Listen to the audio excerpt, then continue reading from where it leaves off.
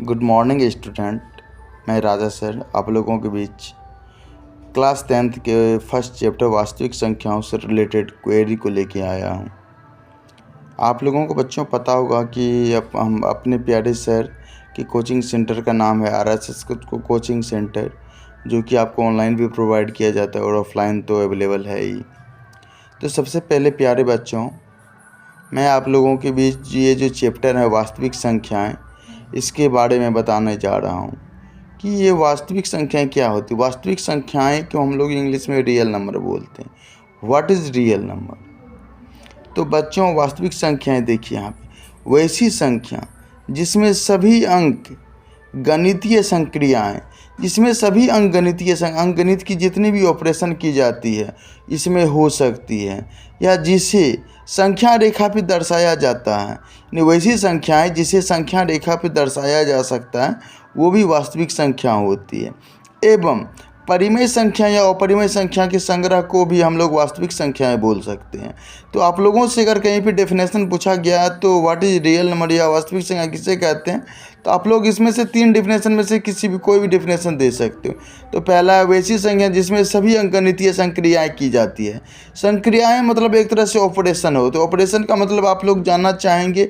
तो जैसे 2 जोड़ 2 किए तो 4 हुआ ना, तो 2 और 2 को ऑपरेशन किए प्लस के थ्रू, तो उसका रिजल्ट 4 आया, तो उसी को ऑपरेशन बोला जाता है। हिंदी में संक्रियाएं बोलते हैं। और दूसरा तरीका से जानिएगा तो जिसे संख्या रेखा भी दर्शाया जा सकता है वैसा नंबर, हम लोग परिमेय संख्या को भी संख्या रेखा भी दर्शा सकते हैं और परिमेय संख्या को भी संख्या रेखा भी दर्शा सकते हैं। और जितने भी रियल नंबर हो, इवन नंबर हो या ऑड नंबर हो, नेचुरल नंबर हो, ठीक है ना, सारे नंबर को हम लोग वहाँ पे संख्या रेखा पे रिप्रेजेंट कर सकते हैं। या डायरेक्ट ऐसे बोलना हो तो 10th के लेवल पे तो परिमेय संख्या एवं अपरिमेय संख्या के संग्रह मीन्स होता है कलेक्शन, मतलब समूह को हम लोग वास्तविक संख्या कहते हैं। उसके बाद वास्तविक संख्या के प्रकार कितने होते हैं। सबसे पहले अगर मान लीजिए जैसे हम कहीं पे रहते हैं तो पहले अपने पेरेंट्स के बारे में बोलेंगे, उसके बाद जिस जगह पर रहते हैं उसके बारे में बोलेंगे, और वो किस वार्ड में पड़ता है, किस पंचायत में पड़ता है। उसी तरह सबसे पहले हम वास्तविक संख्या के बारे में जान लिए। उसके बाद इसके प्रकार, इसके लैग कितने होते हैं। तो वास्तविक संख्या there are many types of real number. वास्तविक संख्याएं बहुत प्रकार के होते हैं, यानी कि जितने भी संख्याएं सभी को हम वास्तविक संख्या बोल सकते हैं।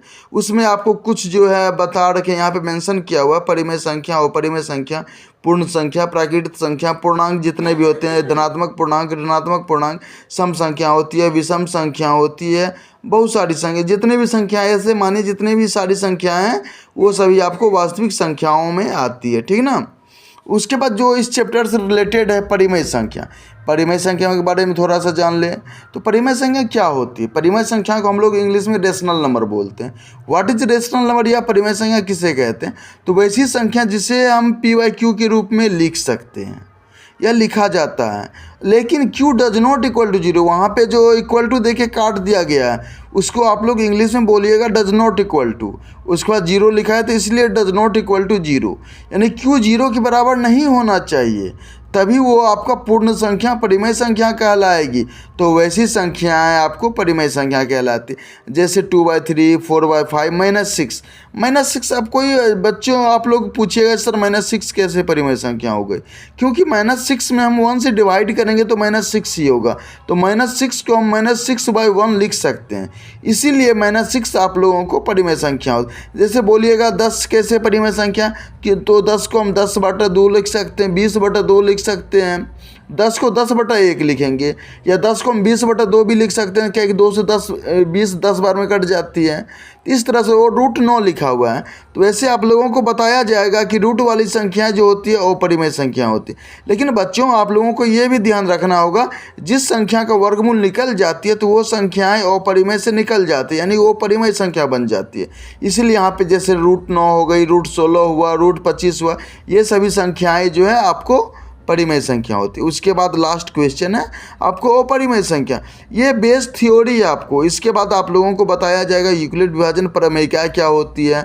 उसके बाद 2-3 क्वेश्चन जो है यूक्लिड विभाजन से रिलेटेड उसके बारे में अध्ययन कराया जाएगा, जो कि आपके एग्जाम में 90%, मतलब आपको ऐसे समझिए कि 100 मार्क्स में से 5 मार्क्स के लगभग में तो ये वास्तविक संख्या का क्वेरी आता ही है। तो इसलिए इसको सबसे पहले बेस को मजबूत कीजिए। तो परिमेय संख्या होती है वैसी संख्याएं जिन्हें पी बाई क्यू के रूप में नहीं लिखा जा सकता है, उसे पी बाई क्यू के रूप में नहीं लिख सकते हैं, एवं कभी भी उनका वर्गमूल नहीं निकाला जा सकता।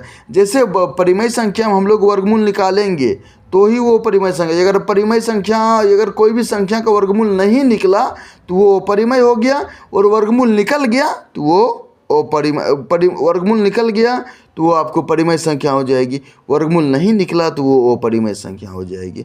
और वो अपरिमेय जैसे यहाँ पे देखिए -9 का √9 का यहाँ पे वर्गमूल 3 हो रहा है, लेकिन कोई बोलेगा √10 का वर्गमूल क्या होगा, तो बाबू वो आपको डेसिमल में चला जाएगा, बहुत सारे डिजिट आएंगे, फिर भी वो एक्चुअल पार्ट में डिवाइड नहीं होंगे।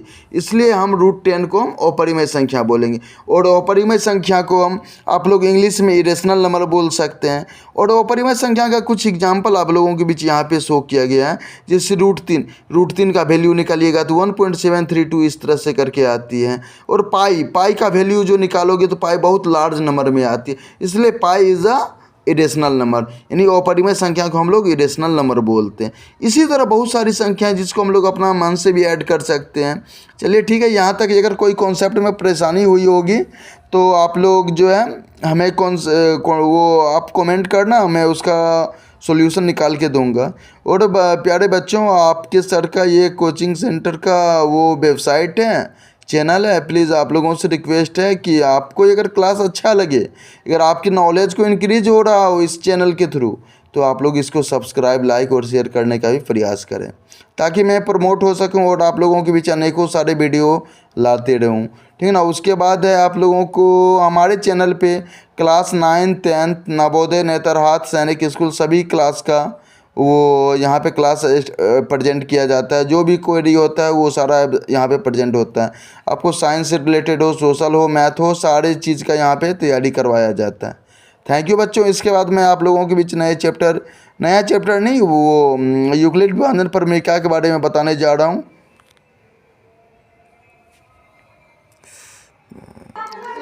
तो बच्चों, ये क्लास आप लोगों को अगर समझ में आया होगा तो ठीक है, नहीं तो कोई नहीं, आप कमेंट करना, उसके लिए भी मैं आपके लिए स्पेशल क्लास रखूँगा, ठीक ना। और नेक्स्ट मैं आप लोगों के बीच दर्शाने जा रहा हूँ कि यूक्लिड विभाजन एल्गोरिथम यानी यूक्लिड विभाजन प्रमेयिका क्या होती है।